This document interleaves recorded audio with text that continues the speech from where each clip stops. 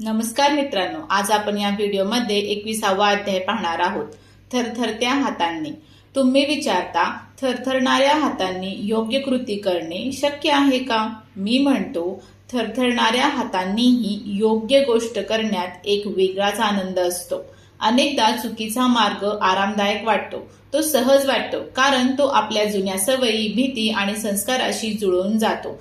पण सत्याचा मार्ग तसा नसतो. सत्य हे नेहमीच एक आव्हान असते. ज्या क्षणी तुम्ही सत्याकडे पाऊल टाकता त्या क्षणी तुमच्यातील विरोध उभा राहू लागतो. भीती, अस्वस्थता, गोंधळ ही नेहमी चुकीच्या दिशेची चिन्हे नसतात. उलट अनेकदा ती खऱ्या प्रवासाची सुरुवात असते. या अंतर्गत कंपनांनाही न जुमानता योग्य कृती करणे हाच खरा सामर्थ्याचा आणि प्रामाणिकतेचा परिचय आहे. भीती आली म्हणून लगेच मागे फिरू नका. भीतीला येऊ द्या, हात थरथरू द्या, पाय डगमगू द्या, आवाज कापू द्या, पण योग्य कृतीचा त्याग करू नका.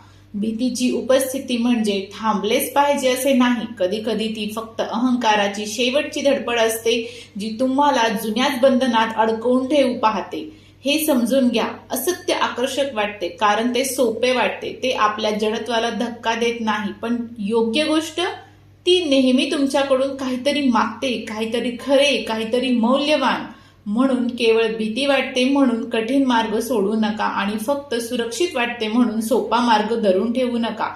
आराम हा योग्यतेचा पुरावा नसतो. अनेकदा आराम हा भित्रेपणाचा मुखवटा असतो. जर तुम्हाला वाटत असेल की सत्याचा मार्ग अगदी गुळगुळीत असेल तर तुम्ही लवकरच निराश व्हाल. कोणताही संत, ऋषी किंवा महान व्यक्ती अडखळल्याशिवाय योग्य मार्गावर चाललेली नाही. नायकांच्या काल्पनिक कथा सोडा, त्यांनाही जागून काढलेल्या रात्री होत्या, त्यांनाही संघर्ष करावा लागला होता.